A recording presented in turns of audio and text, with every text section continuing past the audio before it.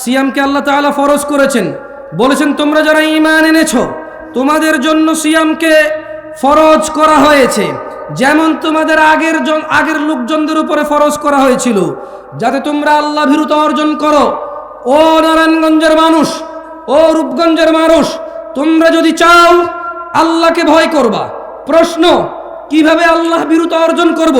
তবে আল্লাহ বলছেন কামা কুতিবা আলাল্লাযীনা মিন ক্বাবলিকুম লাআল্লাকুম তাত্তাকুন, তোমাদের উপর সিয়াম ফরজ করা হয়েছে যেমন তোমাদের আগের লোকদের উপরে ফরজ ছিল। কেন সিয়ামকে আল্লাহ ফরজ করেছে? তুমি যদি রোজা পালন করো, তোমার ভিতরে আল্লাহ ভীরুতা, তোমার ভিতরে আল্লাহর তাকওয়া, আল্লাহর ভরসা, আল্লাহর ভয়, আল্লাহর ভালোবাসা বৃদ্ধি পাবে। তুমি সিয়াম ছাড়া আল্লাহ ভীরুতা এত সহজে কোনো কিছুতে পাবা না। জেনে নাও, যারা আমরা নিজেকে মুসলিম বলে দাবি করছি অথচ সালাত আদায় করি না, অথচ নিজেকে মুসলিম বলি, 90% মুসলমানের দেশ বলে চিল্লাচিল্লি করে বক্তব্য দেই, হোক সেটা রাজনীতির মাঠ, হোক সেটা ওয়াজের মাঠ, কিছু হইলে বলি 90% মুসলমানের দেশে এরকম চলবে না, ওই রকম চলবে না, ঠিক কিনা? জেনে নাও কত ভাগ মুসলমানের দেশ, এটা জেনে নাও। এত ভয় কেন?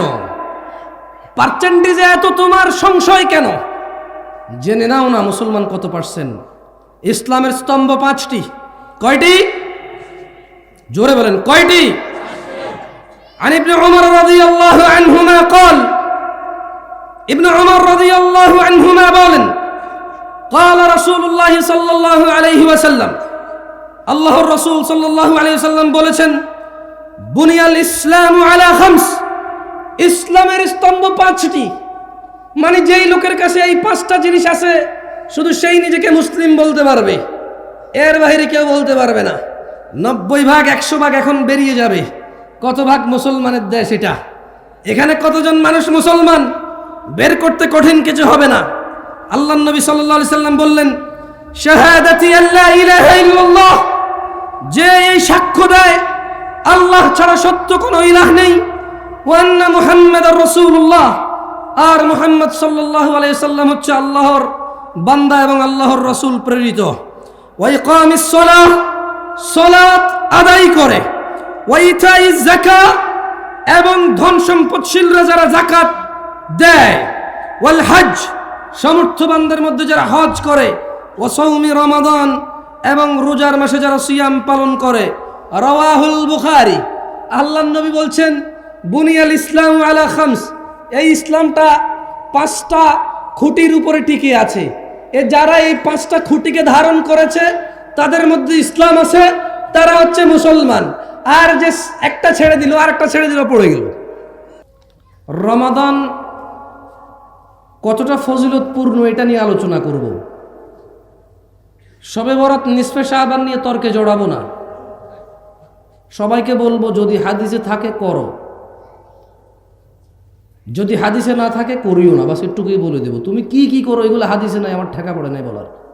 একটা কথা বলে দেব, সেটা কি? আল্লাহ নবী সাল্লাল্লাহু আলাইহি ওয়াসাল্লাম বলছে, কুল্লু উম্মতি ইয়াদখুলুনাল জান্নাহ, আমার উম্মতের সবাই জান্নাতে প্রবেশ করবে, ইল্লা মান আবা, শুধু অস্বীকারী জান্নাতে প্রবেশ করবে না। কিলা ওয়া মান ইয়াবা ইয়া রাসূলুল্লাহ, সকল সাহাবারা বলল, হে আল্লাহর রাসূল সাল্লাল্লাহু আলাইহি ওয়াসাল্লাম, কে যে আবা, কে সে যে অস্বীকারী? বলল যে ফামান আতাআনি, যে আমার অনুসরণ করে, মানে আমি যত কিছুকে ইবাদত বলছি শুধু ওইটাকে ইবাদত বলে মানে এবং ওইটা করে, এর বাইরে কিছু করে না, সে জান্নাতে প্রবেশ করবে। আর যে আমাকে অস্বীকার করবে সে হচ্ছে আবা। অস্বীকার 2 রকমের হয়। এক, উনি যা করেছে তা বলা যে আপনি ঠিক বলেন নাই, মানি না। আরেকটা হচ্ছে উনি যা করতে বলেছে তা না করে অন্য কিছু করা, এভাবে অস্বীকার হয়। কেমন? এই শুধু এই নিসফে শাবান, শবে বরাত, এই রমজানের 15 দিনের আগে, হ্যাঁ, আর কোনো বিষয় আলোচনা করলাম না। ইবাদত করেন, যে ইবাদতের আদেশ আছে খুঁজে বের করুন। 15ই শাবানের ফজিলত নিয়ে তর্ক করছি না, অতটা যোগ্যতা আমার নাই যে আমি তাহকিক করব এবং এখানে আপনাকে, ধরেন আমি জানিও, আপনাকে বলে লাভ কি? অধিকাংশ আমরা আলিফ বাতাই পড়তে পারি না, অধিকাংশ আমরা সূরা ফাতিহা জানি না, অধিকাংশ আমাদের মধ্যে 10 জন সাহাবীর নাম জানি না, অধিকাংশ আমাদের মধ্যে 5 জন নবীর নাম জানি না। আউযু বিল্লাহি মিনাশ শাইতানির রাজিম, এমন অডিয়েন্সের সামনে। আর আমাদের এখন বক্তব্য আসলে কোনটা দেওয়া উচিত এটাই তো কঠিন সিদ্ধান্ত নেওয়া, যে আমি কোন বক্তব্য দিলে আপনি বুঝবেন। না, আমি বলতেছি না যে আমি অনেক কিছু বুঝি, দেখেন আমি এটাই বুঝি না যে কোন টপিকে আপনার সাথে কথা বলা উচিত, এত কম বুঝি। তো নিসফে শাবান নিয়ে আপনি ফজিলত বলবেন, আরেকজন অস্বীকার করবেন, আমি ওই টপিকে আসতেই রাজি না, কারণ আমার অত দক্ষতা নেই যে আমি তর্ক করতে পারবো। যদি একবার বলে তুই কুটুকরি পড়ছস, আমি ওখানেই ফিনিশ, কেমন? যদি বলে সার্টিফিকেট বাইর কর কোন মাদ্রাসা থেকে পাস করছস, ওখানে আমি শেষ, কবি ওখানে নীরব হয়ে যেতে, আমি নীরব, তার মধ্যেই গেলাম না। তবে এতটুকু বলবো, জুমার দিন খুতবা দিতে হয়, আদেশ আছে। জুমার দিন জোহরের সময় জুমার সালাত 2 রাকাত হবে, আদেশ আছে, পদ্ধতি আছে। সালাত আদায় করতে হয় তাকবীরে তাহরিমা দিয়ে, তারপরে সানা পড়তে হয়, সূরা ফাতিহা পড়তে হয়, রুকু দিতে হয়, রুকু থেকে উঠতে হয়, সিজদায় যেতে হয়, 2 রাকাতে বসতে হয়, 2 এর অধিক রাকাতে 2 রাকাত পড়ে উঠতে হয়, 2 রাকাতে 2 রাকাত পড়ে শেষ করতে হয়। এই সকল পদ্ধতি, এই সকল আদেশ হাদিসের মধ্যে আছে। নিসফে শাবান, 15ই শাবান, শাবান মাসের অর্ধেকে কি আমল করতে হয়? নামাজ পড়তে হয়, রোজা রাখতে হয়, হজ করতে হয়, যাকাত দিতে হয়, জিকির করতে হয়, রাত জাগতে হয়, দিন জাগতে হয়, মেহমানদারি করতে হয়। আসলে রমাদানে ফিতরা দিতে হয়, রমাদানে ফিতরা দিতে হয় ঈদে। ধনীরা বছরে একবার টোটাল যত কিছু আছে সেখান থেকে যাকাত বের করতে হয় একবার। এই সকল কিছুর আদেশ হাদিস থেকে, কোরআন থেকে নেওয়া যাবে। 15ই শাবান, ওই দিন আসলে করব কি, আল্লাহর নবী কি করার জন্য আদেশ দিয়ে গেছেন, উনি কি করেছেন আলহামদুলিল্লাহ, সেটা নিয়ে তর্কে যাব না। কেউ বলবেন দঈফ, কেউ বলবেন আছে, কেউ বলবেন হাসান, কেউ বলবেন হাদিস দঈফ হলেও মানা যায়, কেউ বলবেন আপনারা তো অমুক দঈফ হাদিস মানেন, এটা কেন মানবেন না? ওদিকে যাবোই না ভাই, এগুলো তো জিতেই যাবে না। না না, আপনি হারবেন না, আমিও হারবো না, এরকমই অবস্থা হয়ে গেছে এটাতে। শুধু এতটুকু বলবো, 15ই শাবান, যেমন দেখেন ঘুমাইলে ডান কাত হইতে ঘুমাইতে হয়, কেমন? টয়লেটে বাম পা দিয়ে যেতে হয়, মসজিদে ডান পা দিয়ে যেতে হয়, সব এগুলো নির্দেশ হাদিস থেকে নেওয়া যায়। 15ই শাবান একজন মুসলমান, নর এবং নারী, ধনী এবং দরিদ্র, সুস্থ এবং অসুস্থ, সবাই তার করণীয় বর্জনীয় কি একটু যদি পারেন ওটা বের করেন, ওই আদেশটা বের করেন যে আজকের রাতে তুমি এটা করো, আল্লাহ নবীর আদেশ, এই আদেশটা বের করে করেন, ওদিকে যাব না। তাই আসলে ওই তর্কে গেলাম না, কেমন? রমাদানের সমস্ত বরকত, রমাদানের সমস্ত শিক্ষা বিসর্জন দিচ্ছি আমরা শুধু নিসফে শাবান আর শবে বরাত নিয়ে ঝগড়া করে, ঠিক না? তা ওই ঝগড়ায় গেলাম না, যান রমাদান নিয়ে না হয় কিছু কথা বললাম, সামনেই চলে আসতেছে। দিনী ভাইয়েরা, আল্লাহ তাআলা বলছেন, থামছে আপনাদের কথা, থামছে আলহামদুলিল্লাহ, জানি না বাইরে নি, আল্লাহ জানে, বিসমিল্লাহ, আলহামদুলিল্লাহ বাইরে বেশি ছোট দিয়ে দিছি। আল্লাহ তাআলা কোরআনুল কারীমে বলছেন শাহরু রমাদান, ও ভালো কথা। ওই দিন শুনলাম একজন অনেক বড় আলেম, যদি ওনাকে আর আমাকে বসাই দেওয়া হয় আর যদি বলা হয় হাদিসের ইবারত পড়ো, ওয়াল্লাহি উনি 100তে 98 অ্যান্সার পাওয়ার সম্ভাবনা অনেক বেশি, আর আমি 2ও পাবো না, যে 2 উনি পাবে না, ওই 2ও আমি পাবো না। কিন্তু উনি বলছেন যে শবে বরাতে নাকি কোরআন নাজিল হয়েছে, আউযু বিল্লাহি মিনাশ শাইতানির রাজিম। উনি বললেন যে শবে বরাত নাকি ভাগ্য রজনীর রাত। তো আল্লাহ বলছেন যে শাহরু রমাদান, রমাদান মাস আল্লাযী উনজিলা ফীহিল কুরআন, রমাদান মাস যে মাসে কোরআন নাজিল করা হয়েছে, হুদাল লিন্নাস, মানুষের হিদায়াতের জন্য, ওয়া বায়্যিনাতিন মিনাল হুদা ওয়াল ফুরকান, স্পষ্ট নিদর্শন ও সত্য মিথ্যার পার্থক্যকারী হিসেবে কোরআনকে নাজিল করা হয়েছে। ফামান শাহিদা মিনকুম, অতএব তোমাদের মধ্যে ধনী দরিদ্র যাই হও না কেন, নারী পুরুষ যাই হও না কেন, সুস্থ অসুস্থ ডিপেন্ড করে, অসুস্থতার সিচুয়েশন ডিপেন্ড করে, যার যার সক্ষমতা থাকবে।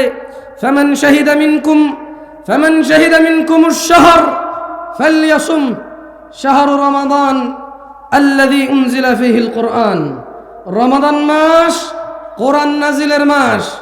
তোমাদের মধ্যে যাদের সামর্থ্য থাকবে, যারা এই মাসে উপনীত হবা, জীবিত থাকবা, তোমরা এই মাসে সিয়াম পালন করবে। তাহলে আল্লাহ বলছে রমাদান মাসে কি করছে? কোরআন নাজিল করছে। আর ওইদিকে আল্লাহ বলছে ইন্না আনজালনাহু ফি লাইলাতিল কদর, ভাগ্য রজনী আল্লাহ নাজিল করেছে কখন? কদরের রাতে। কোন রাতে? কদরের রাতে আল্লাহ ভাগ্য রজনী 15 শাবান নাজিল করে নাই। কেমন? তর্কে বিতর্কে যায়েন না ভাই, আকার ইঙ্গিতে ব্যাখ্যা বিশ্লেষণ দিয়ে অমুক আল্লামা অমুক এটা দিয়েন না, দরকার নাই। আল্লাহ নবী সাল্লাল্লাহু আলাইহি সাল্লাম থেকে পান কিনা দেখেন, আপনি পাবেন। মানে এগুলা খুব অযৌক্তিকর কথা যে আপনি ইসলামে অনেক কিছু করবেন ভালো বলে, এরপরে বলবেন যেটা কি খারাপ কাজ। অথচ আপনি যে কাজ করতেছেন এই বিষয়ে ইসলামে অন্তত 30টা আদেশ আছে, 30 রকমের ইবাদত আছে, জিকির আছে। আপনি সবগুলো বাদ দিয়ে নিজে একটা নতুন ভালো বানায়েন না। কেমন? যেগুলো আল্লাহ নবী দিয়ে গেছে আগে ওগুলো করে করে শেষ করেন, দেখেন সময় পান কিনা। ওগুলো শেষ করার পরে যদি থাকে আপনি কত বড় ইবাদতগার, তারপরে দেখে নেব কি করতে পারেন। কেমন? সিয়ামকে আল্লাহ সুবহানাহু ওয়া তাআলা ফরজ করেছেন। তিনি বলেন ইয়া আইয়ুহাল্লাযীনা আমানু, হিন্দুকে বলছে, তিনি বলছেন হে ঈমানদাররা, যে মূর্তি পূজা করে সেই ঈমানদার, যে কোরআনকে অস্বীকার করে সেই ঈমানদার, যে শুধু কোরআনকে মানে হাদিসকে মানে না সেই ঈমানদার, যে মুহাম্মদ সাল্লাল্লাহু আলাইহি সাল্লামকে শেষ নবী মানে না সেই ঈমানদার। তাহলে আমরা একমাত্র ইবাদতের যোগ্য কাকে মনে করি? আর শেষ নবীর নাম কি? সাল্লাল্লাহু আলাইহি ওয়াসাল্লাম। তাহলে আমাদেরকে বলতেছে আমরা ঈমান আনছি আল্লাহর প্রতি। দেখ ঠিক আছে, তাহলে আমাদেরকে ডাইকে বলতেছে, অন্য কাউকে বলতেছে না। কেমন? আমরা যারা ঈমান আনছি ঠিক আমাদেরকে বলতেছেন ইয়া আইয়ুহাল্লাযীনা আমানু, হে তোমরা যারা ঈমান এনেছো, কুতিবা আলাইকুমুস সিয়াম, তোমাদের উপর সিয়ামকে ফরজ করা হলো। জি, ফজর জোহর আসর মাগরিব ঈশা যেমন ফরজ, ফজর জোহর আসর মাগরিব ঈশা যেমন ফরজ, যাকাত দেওয়া যেমন ফরজ সমর্থবানের জন্য, হজ করা যেমন। আপনাদের এখন এইদিকে তো সবার উপরে মনে জাকাত টাকাত ফরজ হয়ে গেছে, কারণ 1 বিঘা জমি 3 লাখ টাকা বেচতে পারতেন না, ভাত খাইতে ভাত পাইতেন না। না আমি বলতেছি না, আমি মহারাজ, একটা উদাহরণ দিচ্ছি আর কি। এখন জমির শতক চলে 10 লাখ, 3 শতক বেচে 30 লাখ, স্বর্ণের ভরি 1 লাখ, 30 ভরি স্বর্ণ পাওয়া যায় ও দিয়া। যে টাকা ব্যাংকে রেখে দিয়েছেন ওই টাকা দিয়ে 30 ভরি স্বর্ণ পাওয়া যায়। দেখছেন আল্লাহ রিজিক কিভাবে দেয়? আল্লাহু ইয়াবসুতুর রিজক লিমান ইয়াশা ওয়া ইয়াকদির। আল্লাহ মানুষের রিজিক সম্প্রসারিত করে অথবা সংকুচিত কমায় দেয়, যার খুশি। দেখছেন এই মানুষগুলো 1 বিঘা জমি বিক্রি করে চোখ অপারেশন করতে পারতো না, সেই মানুষগুলো এখন 1 বিঘা জমি বিক্রি করে বনানীতে 10 তলা বিল্ডিং করছে। আল্লাহ এত সম্পদ দিয়েছে, তারপরেও ও 2 টাকা 5 টাকা তোলা ছাড়া মসজিদের ইমামের বেতন দিতে পারে না। এই লোকটা যার মায়ের জ্বর হয়েছিল, পাতলা পায়খানা হয়েছে, 50 মণ ধান বিক্রি করে ডাক্তার দেখাইতে পারে নাই, 2 বিঘা জমি বিক্রি করে ভালো চিকিৎসা করাইতে পারে নাই। শেষমেশ বাপ মরে যাওয়ার আগে 3 বিঘা 4 বিঘা জমি রেখে গেছিল। 1 শতক এখন রাস্তার পাশে 20 লাখ টাকা চলে। 33 শতকের দাম আসে 4 কোটি টাকা, 5 কোটি টাকা। ও কামলা খেত, ওর বাপে দিন মজুর ছিল, একটু জমি রেখে গেছে, ওই জমির দাম এখন 5 কোটি টাকা। তারপরেও নিজেকে একদম হাকির মনে করে, ছোট তুচ্ছ মনে করে, দান করতেও ভয় পায়। ও রিজিক নিয়ে ভয়ে আছে এখনো, কি খাবে, কি করবো, আমার পোলায় কি করবে, হ্যাঁ আমি কি করব, কিচ্ছু নাই রে আমার। মসজিদে দিয়ে দিলে কি হবে, মাদ্রাসা দিয়ে দিলে কি হবে, হুজুররা হুজুর ভাড়া করে নিয়ে আসে, হুজুররা হুজুর হায়ার করে নিয়ে আসে, তারপরে বলে মারহাবা মারহাবা মাবুদ। উত্তর পাড়ার আব্দুল জলিল মিয়া 10,000 টাকা দিয়েছে মাবুদ। তার বাপে জুয়ারি ছিল, বেনামাজি ছিল, যত কিছুই ছিল, 10,000 টাকার বিনিময়ে তুমি তারে জান্নাত দিয়া দাও। বেনামাজি হয়ে মরে গেলে, বেঈমান হয়ে মরে গেলে 10,000 টাকার বিনিময়ে কি আল্লাহকে জান্নাত দিয়ে দেবে? এরকম নাকি আল্লাহ বলছে কোথাও? বেঈমান হয়ে মরে গেলে, মুশরিক হয়ে মরে গেলে, ঈমান ত্যাগ করে মরে গেলে, আল্লাহ দ্রোহিতা করে মরে গেলে ওর ছেলে নাকি 10,000 টাকা দিলে ও নাকি জান্নাতে যাওয়ার দোয়া করা যাবে? ও বেঈমান হয়ে মরলে নাকি? হ্যাঁ, কিছুই তো ছিল না আপনাদের। কি ছিল বলেন? 5 বিঘা জমিতে কয় মণ ধান পেতেন? 10 বিঘা জমিতে কয় মণ ধান পেতেন?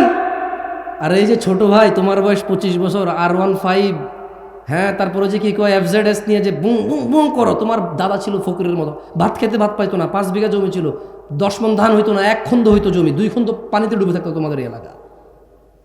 অথবা মরুভূমি ছিল, পানি ছিল না, উঁচু এলাকা, এরকমই বাংলাদেশ ছিল। 30-40 বছর আগের কথা বলছি, বেশি দিন আগের না। এক খন্ড জমি পেত, ধানের পাশে যে ঘাসের বিচি, ওই ঘাসের গোটা তুলে এনে জাউ রান্না করে খাইতো। অনেক পয়সাওয়ালা হয়ে গেছো না, তাফাল্লিং করে বেড়াও। শুধু 1 শতক জমি 15 লাখ টাকা হওয়ার কারণে তোমার যে মেম্বার এখন অনেক কিছু, তোমার যে চেয়ারম্যান এখন অনেক কিছু। ওর বাপ দাদার কি ছিল আমরা জানি না, না? ও কত বড় পয়সাওয়ালা, 10 তলা বিল্ডিং তোলে, মসজিদে এসে 2 লাখ টাকা দান করে। ও কি ব্যবসা করে? ওর বাপে কোন চেরাগ রাইখা গেছে আলাদিনের ওর জন্য? হ্যাঁ, ইত্তাকুল্লাহ ইয়া নাস, মানুষ আল্লাহকে ভয় করো। এই যেই বিঘা জমি 20,000 টাকা বিক্রি হতো না, সেই বিঘা জমি আল্লাহ এখন 4 কোটি টাকা সমমূল্য করে দিয়েছে। তবু তুমি 1 শতক জমি মসজিদ মাদ্রাসা দান করতে রাজি নও। অথচ তোমার এই 1 শতক জমির দাম 2,000 টাকা ছিল না, 2,000। এখন থেকে 20 বছর আগে তোমার এই 1 শতক জমির দাম 1 লাখ টাকা ছিল না। আজকে যে 1 শতক জমি 20 লাখ অনেক প্রিয় হয়ে গেছে, ওখান থেকে অর্ধেক দিয়ে দিল। তোমার বাপের যা ছিল তোমার এখন বেশি থাকবে। তবুও তুমি একটা ওয়াজ মাহফিল করতে 10 টাকা 20 টাকা দিতে ভয় পাও। মনে হয় যেন হুজুরদের ঠেকা, এদেশে ইমাম মুয়াজ্জিনদের ঠেকা, এদেশে মর্যাদা মাদ্রাসা মসজিদ কমিটিদের ঠেকা। তোমার জন্য লোক ভাড়া করে নিয়ে এসে তোমার বাপের ইমান ছাড়া মরে যাক, জান্নাতে ঢুকাই দেওয়ার পরে তুমি 200 টাকা দান করবার মার হাবা করে ছিল দেবো, ঠিক কিনা? এইভাবে এই সাক্ষী মাক্ষী নিয়ে তোমার থেকে 200 টাকা নিতে হবে। দিবা আল্লাহকে তারিফ শুনতে চাও আমার মুখে, দূর দূরান্ত থেকে নিয়ে এসে, হ্যাঁ, এলাকার কেউ তো তোমার তারিফ করবে না, এই জন্য দূরে থেকে আমার নিয়ে এসে দান করে তারিফ শোনাও, মার হাবা শোনাও। এলাকার ও চেনে তো তোমারে, 10,000 না 2 লাখ টাকা দিলে সুনাম করবে না, ও চেনে তোমারে। যদিও সত্যবাদী হয়, কেমন আমরা তো চিনি না, করে যাই। যাও, যেহেতু চিনি না করে গেলাম, তোমার সুনাম, তুমি অনেক ভালো মানুষ, আমরাই খারাপ। আমরা হুজুরের সামান্য কটা টাকার জন্য ওয়াজ করতে এসে তোমার সুনাম করি, আমরাই খারাপ। যাও, দোষ নিজের উপরে নিলাম, তুমি পবিত্র। মানুষ তর্ক বিতর্ক থেকে বিরত হও এবং ইবাদত শিখে নাও। শাহরু রমাদান আল্লাযী উনজিলা ফীহিল কুরআন, সামনে রমাদান মাস আসতেছে, যে মাসে কোরআন নাজিল হয়েছে। কতজন আমাদের মধ্যে আজকে এখানে আছে যারা কোরআন পড়তে জানি? আমিও এক অবাক মানুষ, আমি আসলে বোকা মানুষ।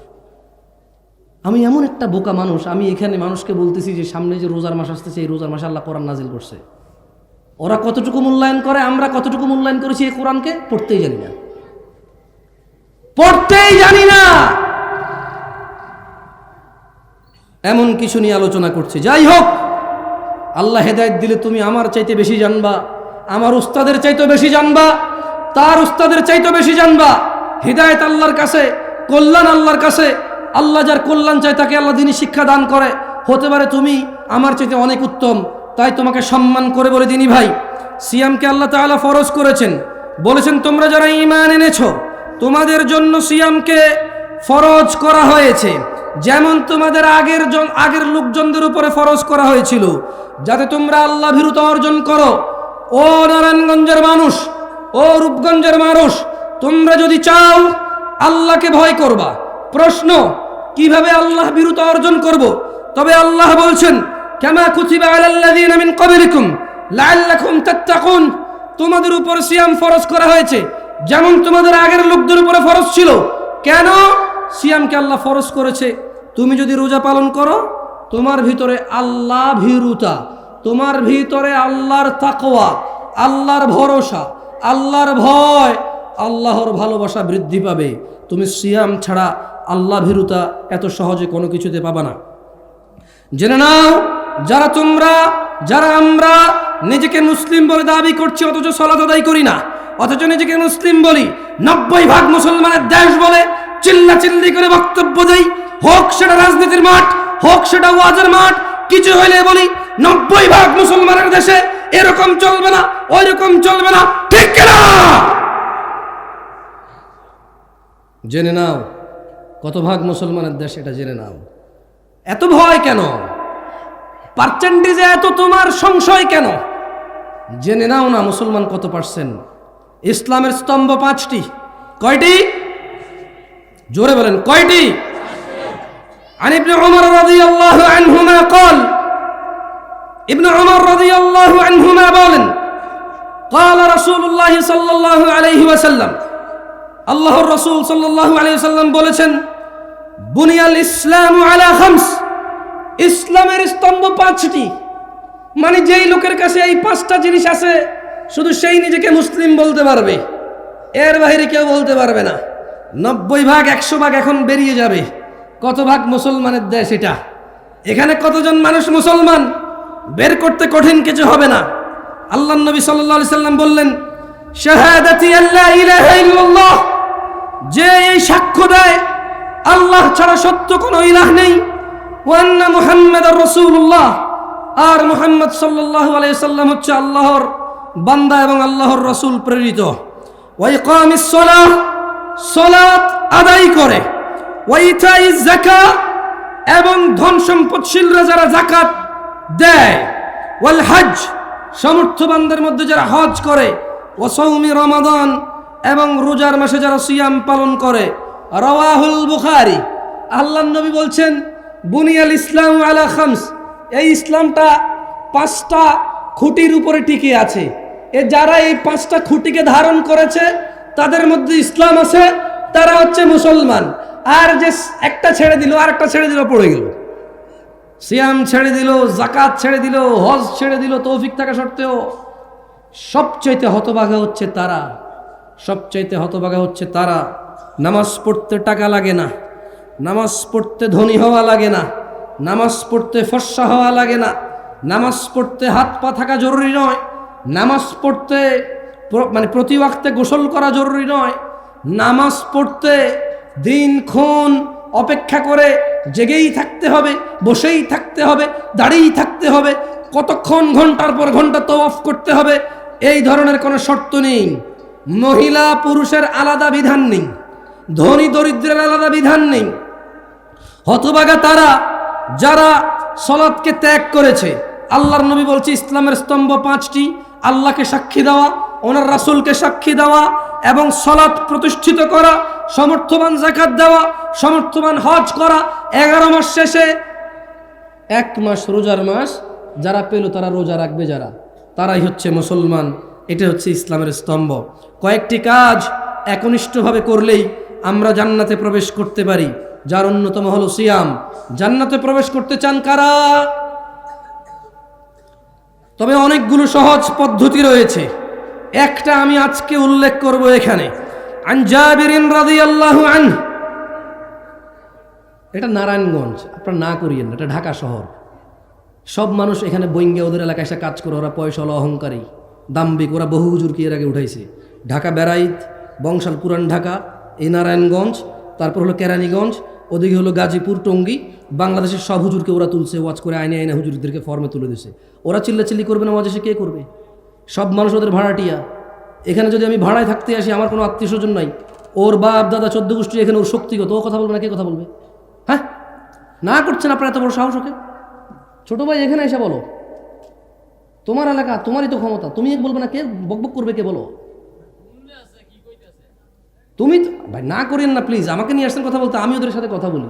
ছোট ভাই তোমরা এখানে এসে কথা বলো, আরে ঢিঙ্কা চিকা লাগায় দাও, সমস্যা কোথায়? কি বলো? তুমি যুবক না, তোমার চুল এত লম্বা, কি সুন্দর করে ছাড়াইছো তুমি, কতক্ষণ পরে এমন করো? তুমি তো স্মার্ট, তুমি, আরে ভাই কি বলো? এদেশের মেয়েরা তোমার জানে না, দেখে না, 100-200 মেয়ে তোমার জন্য মানে হাত টাত কাইটা পাগল হয়ে মরে যেত। তুমি এত সুন্দর, তুমি জানো তুমি কত জ্ঞানী বুদ্ধিমান, তোমার কত পয়সাওয়ালা, তুমি কি ট্যালেন্ট, তুমি কি ক্লেভার, তুমি কি বিচক্ষণ, এদেশের মেয়েরা জানেই না, থাকলে তোমার জন্য সিরিয়াল ধরে দাঁড়িয়ে থাকতো। তুমি তো সুদর্শন মানুষ, তুমি কথা বলবো না, কে বলবে বলো? হ্যাঁ, ফেরেশতা তোমাকে ভয় পেয়ে চলে যাবে, জানো? তোমার জন্য ফেরেশতা গুনাহ লিখবে মনে করো, এত বড় সাহস ফেরেশতা রয়ে গেছে, রূপগঞ্জের ছেলের নামে গুনাহ লিখবে, কি বলেন? ফেরেশতার এত বড় ক্ষমতা? হ্যাঁ, একে ফেরেশতার নাম কি? এই ফেরেশতার নাম কি যে ফেরেশতা রূপগঞ্জের মানুষের নামে, এখানকার স্থানীয় পোলা পাইন, হ্যাঁ, হুন্ডা চালায়, পালসার 120-এ চালায়, ভিডিও করে, এত ক্ষমতাবান, এত দ্রুত গতির ছেলে মেয়ের গুনাহ কোন ফেরেশতা লিখবেন? নাম কি? পাগল নাকি আপনারা? খবর তো ওদের সাথে কিছু বলেন না, পাপ হবে আপনাদের। যারা ওদেরকে চুপ করতে বলতেছেন, আপনাদের সমাজের পাপ হবে। কেন বলতেছেন ওদের চুপ করতে? হ্যাঁ, ওরা এখানে বক্তা নিয়ে আসছে টাকা দিয়ে, বক্তার কথা বলবে, ওর কথা বলবে, না করবে কেন বক্তা? কারা কারা জান্নাতে প্রবেশ করতে চান? আল্লাহ তাআলা তৌফিক দান করুন। হাজারো পথ আছে জান্নাতে প্রবেশ করার। বনি ইসরায়েলের এক মহিলা কুকুরকে পানি পান করিয়ে জান্নাতে যাবে। বনি ইসরায়েলের 1 লোক 99 লোককে হত্যা করার পর আরও একটা 100টা পূরণ করার পরও জান্নাতে গেছে। জান্নাতে যাওয়ার বহু পথ আছে, জান্নাতে যাওয়ার বহু পথ আছে। আজকে একটা নিয়ে না হয় কথা বললাম। আন জাবির রাদিয়াল্লাহু আনহু, জাবির রাদিয়াল্লাহু আনহু থেকে বর্ণিত, তিনি বলেন, আপনারা মনোযোগ দিয়ে শুনুন, আমি আপনাদেরকে প্রশ্ন করব, জবাব দিন, কেমন? মনোযোগ দিয়ে শুনিয়েন। আন্না রাজুলান সাআলা রাসূলুল্লাহি সাল্লাল্লাহু আলাইহি ওয়াসাল্লাম ফাকাল, একজন ব্যক্তি আল্লাহর রাসূল সাল্লাল্লাহু আলাইহি সাল্লামকে ওনার কাছে এসে জিজ্ঞেস করলো এবং বলল, একজন লোক আল্লাহর নবীর কাছে এসে বলল, আরাআইতা ইযা সাল্লাইতুস সালাওয়াতিল মাকতুবাত ওয়া সুমতু রমাদান ওয়া আহলালতুল হালাল ওয়া হাররামতুল হারাম ওয়া লাম আযিদ আলা যালিকা শাইআ আদখুলুল জান্নাহ ইয়া রাসূলুল্লাহ। কারা কারা জান্নাতে যেতে চান? আল্লাহ আল্লাহ আল্লাহ।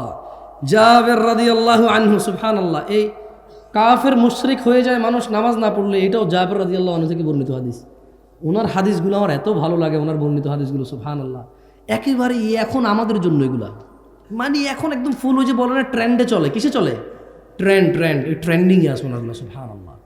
দেখেন উনি কি বলতেছে যে একজন লোক এসে বলল, ইয়া রাসূলুল্লাহ, আমি যদি দিনে শুধু 5 ওয়াক্ত ফরজ সালাত, সুন্নত নফল পড়বে, এটা সে বলে নাই। বুঝাতে পারছি না? পারি আমি না করছি কে সুন্নত পড়তে, নফল পড়তে না করছি না আমি। এখন এই যে ইউটিউবার এখানে লিখবে, তো ইউটিউবার আছে, ও বলবে এই দেখুন জামশেদ মজুমদার বলছে সুন্নত পড়া লাগবে না, ও টাইটেল দিবে। আমি বলছি এরকম, আমি বলছি এক লোক আল্লাহর নবীকে এসে বললো, জি ইয়া রাসূলুল্লাহ, আমি দিনে শুধু ফরজ নামাজ পড়বো। তো ফরজ নামাজ কয় রাকাত? ফরজ নামাজ কয় রাকাত? কেউ যদি বলে আমি শুধু ফরজ পড়বো, সে কি নফল পড়বে বলছে? সুন্নত পড়বে বলছে? তাহাজ্জুদ পড়বে বলছে? ঈদের নামাজের কথা তো সে বলে নাই। কোন নামাজের কথা? ঈদের নামাজের কথা সে বলে নাই, ঈদ তো ফরজ না। তো সে বলল, আমি যদি আল্লাহর নবী দিনে শুধু ফরজ নামাজ পড়ি, আর আল্লাহর নবী এই শাওয়াল মাসের রোজা, সোমবার বৃহস্পতিবার রোজা, কোনো রোজা আমি রাখবো না আল্লাহর নবী। আমি একবারে বছর শেষে যখন রমজান মাস আসবে, চন্দ্র দেখে রোজা রাখবো। যদি 29 দিনের মাস হয় 29 দিন না। উনি এভাবে বলে নাই, উনি মূলত বলছে কি, আল্লাহর নবী, আমি যদি শুধু ফরজ নামাজ পড়ি আর রমাদানে সিয়াম পালন করি এবং হালালকে হালাল বলি, হারামকে হারাম হিসেবে মেনে চলি, ওলাম আজিদ আলা যালিকা শাইআ, আল্লাহর নবী, আমি যদি খালি রোজা রাখি রমজানে, আর যদি আমি 5 ওয়াক্ত নামাজ পড়ি ফরজগুলা, অন্যগুলা বাদে, আর আপনি যত কিছুকে হারাম বলছেন আমি এগুলা মাইনা চলবো, এগুলো আমি করবো না। আপনি যত কিছুকে হালাল বলছেন এটাকে আমি হালাল হিসেবে নিব। এবং আল্লাহ নবী, আপনাকে আমি বলে দিই, সারা দিনে আমি আর কোনো ইবাদত করব না। কি করবে না? কি করবে না? এক ব্যক্তি বলতেছে, জামশেদ মজুমদার বলতেছে না। কাকে বলতেছে? আল্লাহর নবীকে বলতেছে। এই হাদিস পাইলাম কোত্থেকে? জাবের রাদিয়াল্লাহু আনহু থেকে বর্ণিত। এটা মুসলিমের হাদিস। কোন হাদিস? কিসের হাদিস? সহিহ মুসলিমের হাদিস। কিসের হাদিস? সহিহ মুসলিমের হাদিস। এখন ওই লোক বলল যে আল্লাহর নবী, এবং এর চেয়ে, মানে নামাজ রোজা আর হারাম আর হালালের এর চেয়ে আমি যদি কিছুই বৃদ্ধি না করি, আমি যদি আর কোনো ইবাদতই না করি, আমি কি জান্নাতে প্রবেশ করব হে আল্লাহর রাসূল? কল, আল্লাহর নবী বলল যে নাম, তুমি জান্নাতে যাবা যদি ন্যূনতম কি করেন। ভুলে খেয়ে ফেলছেন ভাই, পানি টানি খাবেন, ওয়াজ খাই ফেলিয়েন না। পানি খান, ভাত খান, মাছ খান, ওয়াজ খাই ফেলিয়েন না ভাই, তাহলে আসাটাই মানে বৃথা হবে এখানে। হ্যাঁ, ওই লোক কি বলছে, সে কি করবে? আর কোন মাসে রোজা রাখবে? হালালকে কি বলবে? হালালকে কি বলবে? হারামকে কি বলবে? কেউ যদি কাউকে স্মরণ করতে গিয়ে গান বাজনা বাজায় যদি দিবস পালন করে, এটাকে কি বলবে? সে কি বলবে? সে এটাকে, যদি কোনো বইতে লেখা থাকে ধর্ম মানুষে তৈরি করছে, সে কি বলবে এটাকে? যদি বিয়ের মধ্যে মদ থাকে, সে কি বলবে এটাকে? এদেশের সবচেয়ে শ্রেষ্ঠ স্মার্ট মানুষ বিয়েতে গায়ে হলুদ করে, সে কি বলবে এটাকে? এই দেশের সবচেয়ে ভদ্র মানুষ তার শালীরি নিয়ে একসাথে সফর করে, সে কি বলবে এটাকে? এই দেশের সবচেয়ে বুদ্ধিমান শিক্ষিত মানুষটা সিগারেট খায়, সে কি বলবে এটাকে? এদেশের সবচাইতে ক্ষমতাবান মানুষ, সবচাইতে ক্ষমতাবান মানুষ কোনো একটা আইন পাশ করলো যে মডেল লাইসেন্স দিয়ে দিবে, সে কি বলবে এটাকে? তাহলে সে প্রত্যেকটা হারামকে কি বলবে? প্রত্যেকটা হারামকে কি বলবে? তাহলে শুধু নামাজ পড়বে, রমজানে রোজা রাখবে, আর যত কিছু আল্লাহ হারাম করছে ওটাকে কি বলবে? মেনে চলবে। আর হালালকে কি বলবে? হালালকে কি বলবে? মানে চাস্তো ভাইয়ের মেয়ে, আপন চাস্তো ভাইয়ের মেয়ে, মানে আপন ভাই না, চাস্তো ভাইয়ের মেয়ে দেখা দিবে না, প্রয়োজনে বিয়ের প্রস্তাব দিবে বা দিবে না, যদি পছন্দ হয় প্রস্তাব দিবে, এটাকে হালাল মনে করবে। যে বুঝাতে পারি নাই, বুঝাতে পারি না মনে হয়। আরে ভাগ্নি বিয়ে করে ফেলবেন নাকি এখন? জবনাটাই কি আমার চলে আসছে, ধুর জবনাটা কি আসছে। ওস্তাদ, চাস্তো ভাইয়ের মেয়ে বিয়ে করা যায়? যায় না? জবনা তো কি আমার চলে আসছে, কি বলেন? ভাগ্নি বিয়ে করে ফেলবে লোকে? হ্যাঁ, শোনেন না, মামা মামা মামা মামা। বোনি বলতেছে যে আমার আপন ভাই এত আদর করে না, আমার মেয়েরা আমার স্বাস্থ্য ভাই যত আদর করে। খুব সুনাম। কি সুনাম? খুব সুনাম। হঠাৎ করে মেয়ে বমি করে। হঠাৎ করে মেয়ে কি করে? না, বাসে উঠে মাথা ঘুরায় বমি করে না, ঘরে থাকতেই করে। আরে ভাই, বাসে উঠলে অনেকে বমি করে ভাই, বাসে উঠে বমি করে নাই, হঠাৎ করে মেয়ে বমি করে। এরপরে মেয়ের মা কাঁদে, আল্লাহ আল্লাহ আল্লাহ, কি করলো কি করলো কি করলো, খাইছে রে আমার, খাইছে খাইছে খাইছে খাইছে খাইছে, কি করলো, আমি কি ক্ষতি করছি হাতের, আমি কি ক্ষতি করছি? মানে এখন অন্য কোনো পোলায় দ্বারা যদি বমি করতো তাহলে তো তোদের বিয়ে দিতে পারতো। আমার আপন স্বাস্থ্য ভাই, ভাই লোক কেমনে, আমি বাগনি মাও বাগনি কেমনে বিয়ে দিব রে ভাই? খাইছে খাইছে খাইছে, আমি শেষ, আমি শেষ, মুখ দেখানোর জায়গা নাই রে। মানে অন্য কারোর সাথে হলে জায়গা থাকতো মুখ দেখানো, বুঝছেন? অন্য কারোর সাথে জেনা হলে মুখ দেখানোর জায়গা থাকতো, স্বাস্থ্য ভাইয়ের সাথে হবে না। আরে বেটা, স্বাস্থ্য বোন বিয়ে করা যায়। স্বাস্থ্য বোন যদি বিয়ে করা যায়, তাহলে স্বাস্থ্য বোনের অন্য কোন বেড়ার কাছে বিয়ে দিছে, ওইখান থেকে মেয়ে হয়েছে, ওকে কেন বিয়ে করা যাবে না? কোন যুক্তি দিয়ে? হ্যাঁ, স্বাস্থ্য বোনের সাথে দেখা দেওয়া যায় না। তাহলে স্বাস্থ্য বোনের আরেকজনের ঘরে বিয়ে দিছে, ওইখান থেকে আমার ভাগ্নি একজন হয়েছে স্বাস্থ্য বোনের মেয়ে, ওকে কেমনে দেখা দিতে পারবো? যেখানে ওর মাকে দেখা দেওয়া জায়েজ নাই, ওকে কেমনে জায়েজ হয়ে গেল দেখা দেওয়া? ওর মায়ের বিয়ে করা যায়, বুঝি ওরে বিয়ে করা যাবে না? এর ন্যূনতম জ্ঞান কি নাই? ফুফাতো বোন বিয়ে করা যায়, বিয়ে করলাম না, বিয়ে হয় নাই, অন্য কোথাও বিয়ে দিছে, ওখানে ওর মেয়ে হয়েছে, বুঝি ওকে বিয়ে করা যাবে না? আমার আপন ফুফির ঘরে হয়েছে, ওরে বিয়ে করা যায়, কোথায় কার কাছে বিয়ে দিছে, বুঝি ওরে বিয়ে করা যাবে না? কোন জমানা এসে গেল? কিয়ামত চলে আসছে ভাই। কিয়ামত তো আসছে যেদিন থেকে আমরা কোরআন হাদিস ছেড়ে দিয়েছি, সেদিন থেকে কিয়ামত চলে আসছে। তাহলে ও আহলালতুল হালাল, হালালকে হালাল বলবে। কি করবে সে? দিনে দিনে দিনে আর বছরে কয় মাস? আর হালালকে কি বলবে? হারামকে কি বলবে? আর কি করবে না? আর কি করবে না? এবং আল্লাহ নবীকে কি বলছে? আল্লাহ নবী, আমি যদি আর কিছু না করি আমি কি জান্নাতে যাব? আল্লাহ নবী কি বলছে বলেন, আমার সাথে বলেন যে ক্বালা নাআম। সবাই জোরে বলেন, ক্বালা নাআম। আল্লাহ নবী কি বলছে? নাআম বলছে। কি বলছে? নাআম। বলেন নাআম। কি বলছে উনি? নাআম মানে হ্যাঁ, মানে কি? হ্যাঁ। এবারে আসেন, এই লোক এবার কি করবে? মানে এই লোকে বললো যে শুধু ফরজ নামাজ পড়বে, রমজানে রোজা রাখবে, হালালকে হালাল বলবে, হারাম মেনে চলবে। আল্লাহ নবী বললো যে হ্যাঁ, আর যদি বেশি কিছু নাও করো জান্নাতে যাবা। এইবারে এই লোক কি করছে জানেন? চিন্তা করেন এই লোক কত ডেঞ্জারাস লোক ছিল। আল্লাহর উপর সন্তুষ্ট হন, সে সঙ্গে সঙ্গে বলে উঠল, ক্বালা ওয়াল্লাহি লা আযীদু আলা যালিকা শাইআ। ওই লোকটা আল্লাহর নবীকে সামনে রেখে বলল যে আল্লাহর কসম, আমি এই 5 ওয়াক্ত নামাজ আর রমজানের রোজা, হারামকে মেনে চলবো, হালালকে হালাল বলবো, আর কিচ্ছু বেশি করবো না, আল্লাহর কসম। সে আল্লাহর নবীকে বলেছে যে আল্লাহর নবী, আল্লাহর কসম আমি আর কোনো বাড়তি ইবাদতই করবো না, আমি এটা বলে কি করব, আমি আর বেশি কিছু করবো, শুধু এগুলোই করবো।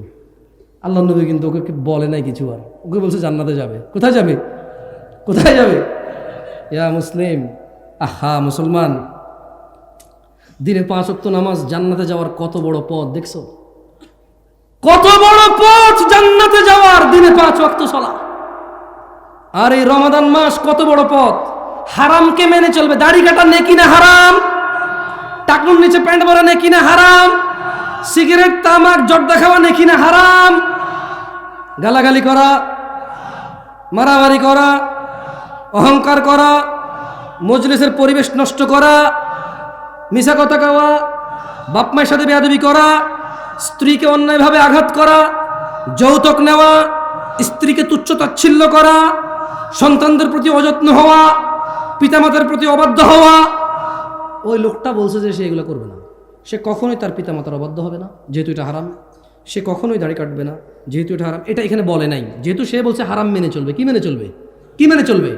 সে সুদ খাবে না, ঘুষ খাবে না, মিথ্যা কথা বলবে না, দাড়ি কাটবে না, টাকুর নিচে প্যান্ট পরবে না, সে মারামারি করবে না, গালাগালি করবে না, বাপ মায়ের উপর অভদ্র হবে না, কোনো মানুষের উপর জুলুম করবে না, সে গান বাজনা শুনবে না, সে জানা করবে না, সে নেশা করবে না।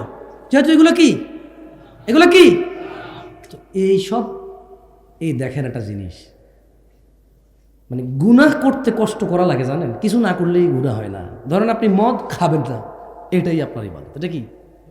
খাবেন না ভাই, নামাজ পড়তে যেরকম বলছে ওটা বলছে যে খাইও না, তার মানে আপনার কষ্ট কি বলেন তো ভাই? খাবেন না, এতে কি কষ্ট? তো তাইলে আমরা তো খাচ্ছি, আমরা তো খাচ্ছি।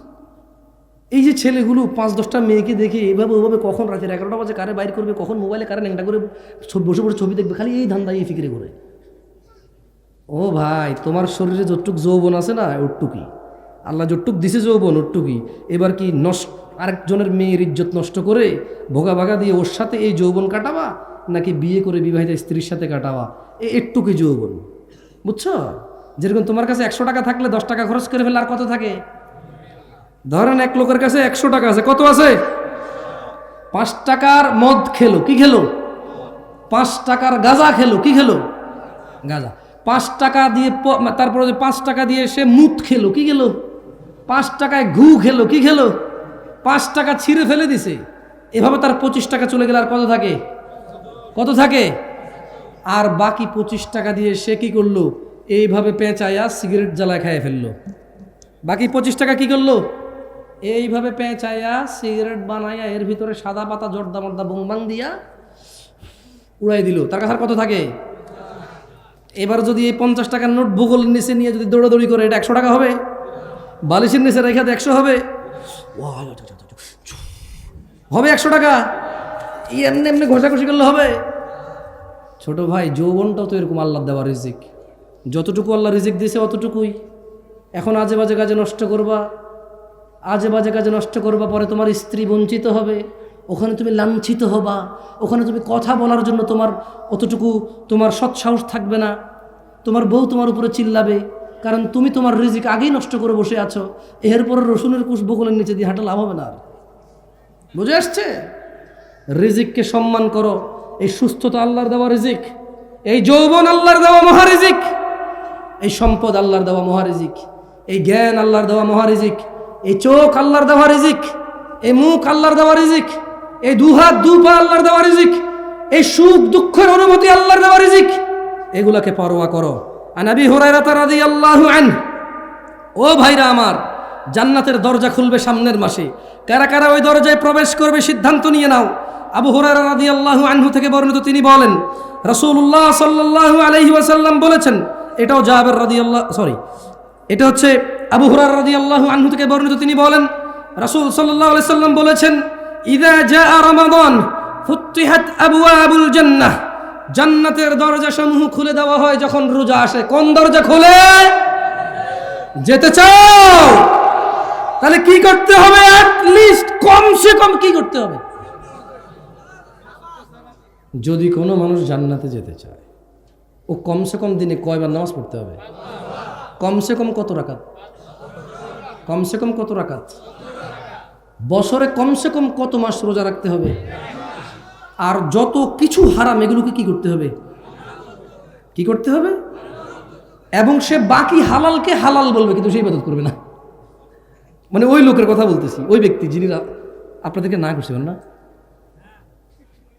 যারা যারা লেখাছেন টাকা দিবেন, পরে বলেন না যে ভাই আমি আর কিচ্ছু করবো না, শুধু নামাজ পড়ে রোজা রাখবো। এই ঘটনা আবার ঘটাই দিয়েন না ভাই, কারণ যতদিন ওয়াজ করছি যতটুকু সঠিক বোঝার কথা অতটুকু না বুঝে মানুষ শুধু যতটুকু ভুল বোঝার অতটুকুই বুঝছে। আমি আপনাদের অনুরোধ করি, বলবো, বুঝিয়েন না, সমস্যা নাই, ভুল বুঝিয়েন না, কেমন? কিচ্ছু বুঝিয়েন না, অসুবিধা নাই, ক্ষতি নাই। ভুল বুঝলে অনেক ক্ষতি, ফিতনা হয়ে যাবে। আল্লাহর নবী বলছেন, যখন রমাদান আসে জান্নাতের দরজাসমূহ খুলে দেওয়া হয়, ওয়াগুল্লিকাত আবওয়াবুন নার, জাহান্নামের দরজা বন্ধ করে দেওয়া হয়, ওয়াসুফফিদাতিশ শায়াতিন, শয়তানদের বন্দী করে ফেলা হয়। আচ্ছা, রোজার মাসে যদি শয়তান বন্ধ হয়ে থাকে, তো রোজা রাখে না যেই লোকটা, সিগারেট খায়, জানা করে, দিনের বেলায় স্ত্রী সহবাস করে, মুসলমান বলে নিজেরে, এতেরে কোন শয়তানে করায় কইতে পারেন? ভুল বলছেন। আল্লাহ বলছে মিনাল জিন্নাতি, মিনাল জিন্নাতি, মিনাল জিন্নাতি। তার মানে শয়তান কয় প্রকার? জিন শয়তান, মানুষ শয়তান। যেটা মানুষ শয়তান আউযুবিল্লাহ বললে সহজে এটা যায় না, যেটা জিন শয়তান ওটা সহজে চলে যায়। আল্লাহ আমাদেরকে বোঝার তৌফিক দান করুন। যাই হোক দিনী ভাইরা, এই বিভ্রান্তিতে পড়বেন না যে রমাদান 10 দিন রহমত, 10 দিন নাজাত, 10 দিন মাগফিরাত, এরকম 10 দিন ভাগ করিয়েন না, কেমন? আবু হুরায়রা রাদিয়াল্লাহু থেকে বর্ণিত, তিনি বলেন আল্লাহ নবী সাল্লাল্লাহু আলাইহি সাল্লাম বলেছেন, আদম সন্তানের প্রতিটি কাজই তার নিজের জন্য, রোজা ব্যতীত, কেননা সিয়াম আল্লাহর জন্য, আর আল্লাহ এটার প্রতিদান দেবে, সুবহানাল্লাহ। যাই হোক, আমি আসলে আপনাদের এখানে আর বেশিক্ষণ বসায় রাখবো না। একটা হাদিস মুখস্থ করাই দিয়ে চলে যাব, যদি আপনারা মুখস্থ করতে চান। মুখস্থ করবেন? তাহলে কিন্তু কয়েকবার পড়তে হবে, রাজি আছেন? আপনারা যখনই আমি বুঝবো যে আস্তে আস্তে বলতেছেন, তখন আমি ফিনিশ করে এখান থেকে বিদায় নেব, এর আগে আমি পড়াবো মুখস্থ করার জন্য।